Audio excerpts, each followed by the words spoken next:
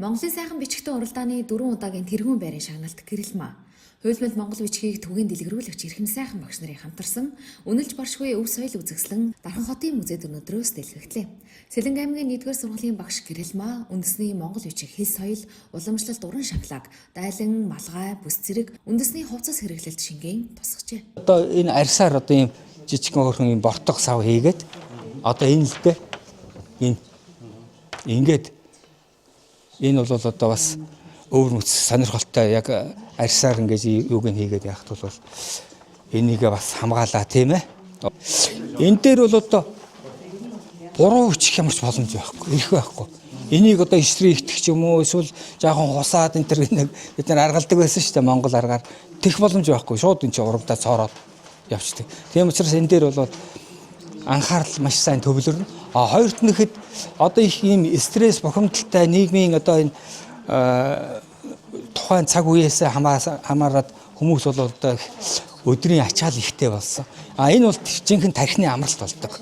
Яг энэ дээр л анхаарахаас тэр босод өдрийн болсон ажил дээр болсон үйл явдал бол ерөөсөө яахгүй. Тийм учраас энэ бол бас нэг талын бясалгал ийм ажил байгаа юм аа гэдгийг давхар хэлье. Эрхэм сайхан багш бол Нүүдэлчин Монгол фестивалийн 2 удаагийн шилдэг бүтээлийн шагналын эзэн. Тэрээр хулан бит 2 өгүүлэг, гэрийн ёроолыг муутуу цаасан дээр монгол бичгээр бичиж, хуйлмал ном хэлбэрээр онцгой бүтээлүүдийг төрөвжээ. Монгол бичгээр бүтээл төрөх нь нэг төрлийн бясалгал болдог хэмээн тэрээр ярьлаа. Одоо энэ арьсаар одоо ийм жижигхэн хөрхөн ийм бортох сав хийгээд одоо энэ л дээ энэ ингээд энэ бол одоо бас өвөр мөц сонирхолтой яг арьсаар ингэж юуг нь хийгээд яхад бол энийгээ бас хамгаалаа тийм ээ. Энэ дээр бол одоо буруу бичих ямарч боломж байхгүй, ирэх байхгүй. Энийг одоо иштрий ихтэх ч юм уу эсвэл жоохон хусаад энэ төр нэг бид нар аргалдаг байсан шүү дээ Монгол аргаар.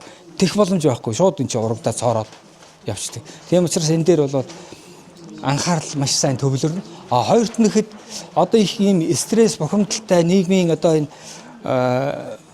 тухайн цаг үеэс хамаарат хүмүүс бол одоо өдрийн ачаал ихтэй болсон. Энэ бол жинхэнэ тархины амралт болдог. Яг энэ дээр л анхаарахаас тэр босод өдрийн болсон ажил дээр болсон үйл явдал бол ерөөсөө яахгүй. Тийм учраас энэ бол бас нэг талын бясалгал ийм ажил байгаа юм аа гэдгийг давхар хэлье. За магистр Эрхэм сайхан багш орчин үеийн Монголын утга зохиолын шүлэг яруу найргийг хуучин монгол бичиг рүү одоо өөрөөр хэлбэл англиас монгол руу орчуулж байгаа юм шиг тийм ээ ингэж буулгаж байгаа. Тэгэхдээ энэ хүн бол одоо энэ дандаа ийм хуучны судрын ихмэл энэ бичгийн хэлбэрийг ашигласан байна. Тэгээд ингээ хуучин монголоор бичиж буулгахтаа маш их цаг хугацаа шаарддаг. Их нарийн ийм бүтээл байхгүй.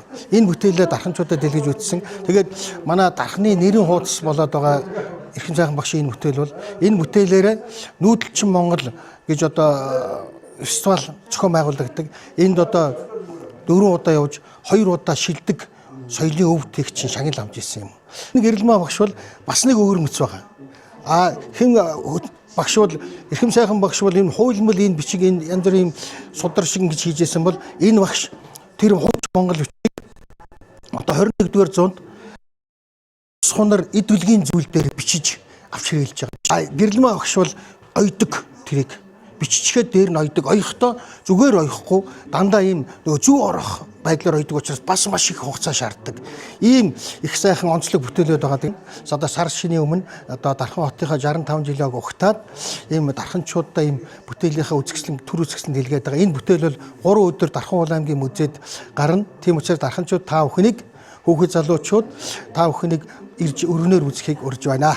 Үнэлж баршгүй өв соёл үзэсгэлэн Дархан хотын музейд өнөөдрөөс эхлэн 3 өдөр байршина. Эрхэм дарханчууд та бүхнийг анги хамт олноороо хүрэлцэн ирж үндэсний өв соёл болсон Монгол бичгийн гайхамшигт бүтээлүүдийг өөрийн нүдээр үзэж баясна уу хэмээн урьж байна.